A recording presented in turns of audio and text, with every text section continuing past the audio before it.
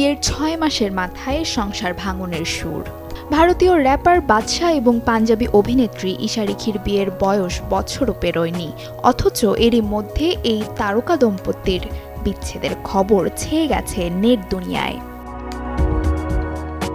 চলতি বছরের গোড়ার দিকেই বিয়ের আনুষ্ঠানিকতার খবর সামনে এনেছিলেন তারা, কিন্তু দীর্ঘ হলো না সেই অধ্যায়।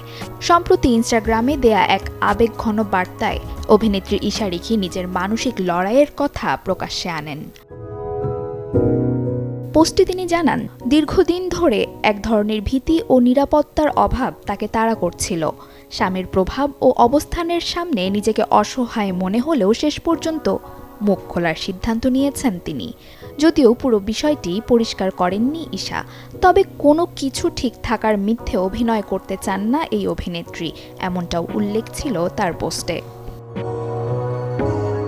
এর আগেও সাবেক এই দম্পতির স্মৃতিঘেরা কিছু পোস্ট ভাইরাল হয় সামাজিক যোগাযোগ মাধ্যমে, যেখানে ঝড়ের মুখোমুখি হওয়া আর প্রার্থনার বার্তা দিয়ে এক রহস্যময় আবহ তৈরি করেছিলেন ঈশা।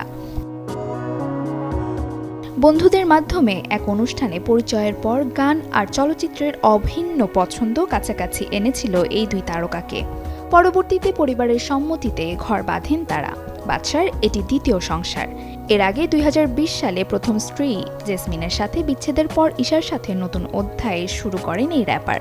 তবে এই নতুন সম্পর্কের ভবিষ্যৎ শেষ পর্যন্ত কোথায় গিয়ে ঠেকবে, এমনটাই প্রশ্ন এখন সবার।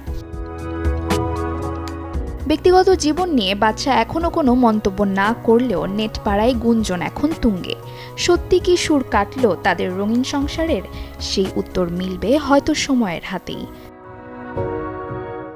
Desk report, channel 24।